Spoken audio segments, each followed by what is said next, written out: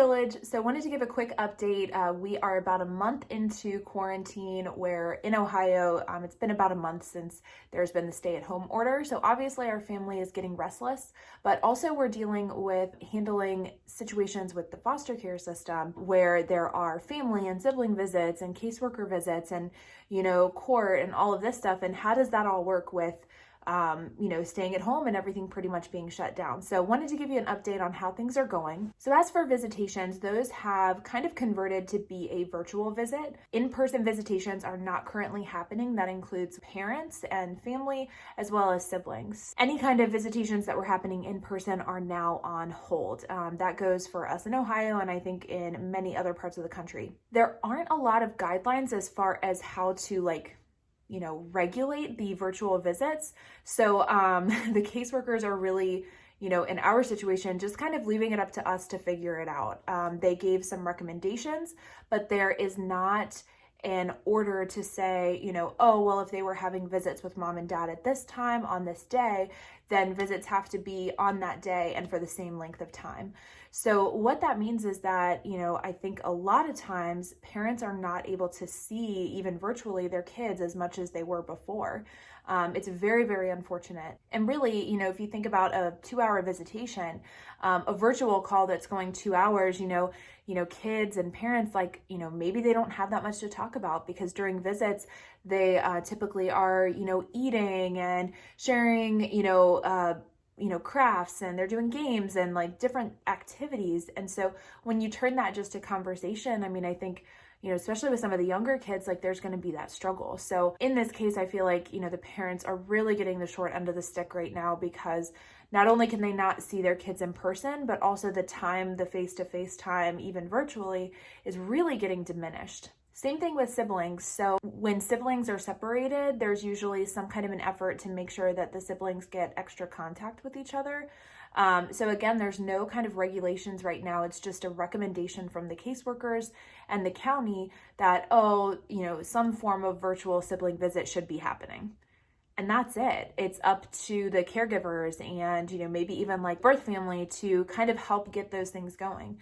So what we're finding is, because we, foster a teenager, Miss A, we leave it up to her. We give her the flexibility of, hey, make sure you're communicating with your siblings, make sure you're communicating with your mom and dad. We are a little bit more hands-off, but then we've also communicated with the caseworker and mom and dad that if they feel like that not enough communication is happening, to just let us know and we'll start to, better regulate it. But we're giving the freedom of, there doesn't have to be a set time or day or whatever. When you want to talk to mom and dad and siblings, just make sure you're reaching out. And every few days I'll kind of ask her, hey, how are things going? Are you able to talk to, have you talked to this person? How's this person doing? Whatever. So there's a little bit of a check-in to make sure that it's happening, but this is uncharted territory for everybody. So we're doing our best. And I think, foster parents and birth parents across the country are really just trying to figure it out and adapt and do the best that they can. As far as court goes, what we have found is that, again, everything is just on hold. So there were court dates that were scheduled and those have now been postponed indefinitely. And when we ask questions about, when is this getting rescheduled? It kind of is just, nobody knows. So once the court opens back up, they're going to have a process of making sure that everything is getting rescheduled and things are going to shift. But what this means is that the timeline that these kids are being displaced is most likely going to be extended just because of what's happening in our world right now. And honestly, there's no right answer. Again, this is uncharted territory for everyone involved.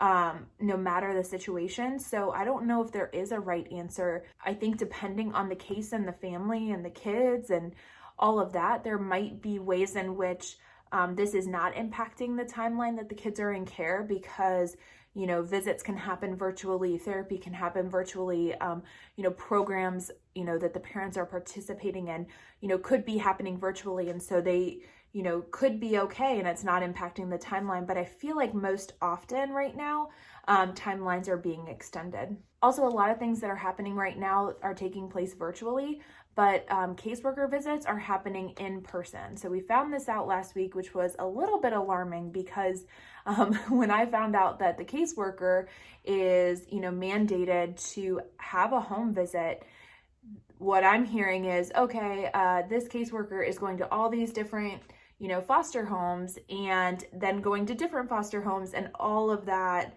contact is being spread. So I had alarm bells going off. Some of the other caregivers were having alarm bells going off when they heard the same thing.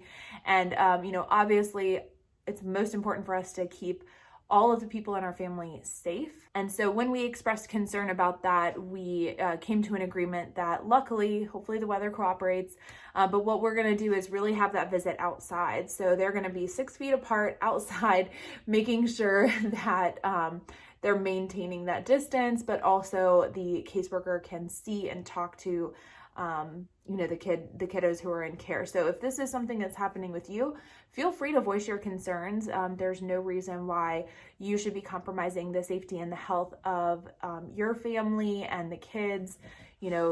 That should not be happening. Other than that, it's all just been kind of a waiting game right now. So we're waiting to hear.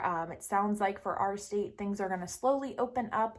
John is really good about staying up to date on what our governor is planning and anticipating. And so we are just kind of adapting, just like all of you. As far as school goes, again, we really don't know what's happening and we just have to wait and find out.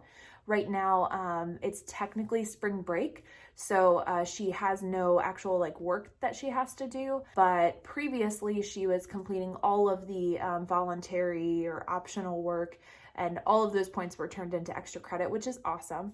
But again, we're just kind of waiting to hear what's going to be happening with the schools, if they're going to continue with a more structured virtual experience so that they get that last quarter of school in, or if it's going to go into the summer, or if it just never happens, who knows. They had just finished third quarter and they were going into fourth quarter. And so they have the whole fourth quarter that, hasn't really happened. So we're all kind of just trying to figure it out as we go along, again, maintaining the safety of, the home and the family, and we're doing our best. I think everyone in our family is getting a little bit restless, whether it's the little kids who really don't understand what's happening, the older kids who, just want to go out and have a normal life, see their friends, see their family, go shopping, go about their day. All of this is really taxing on us all. And then, as parents and foster parents, we're trying to navigate all of this and, make sure that you're either, working if you're able to, in a safe way, from home. Some people are still essential workers, so they're having to go out, go into the office, go on site to do their jobs.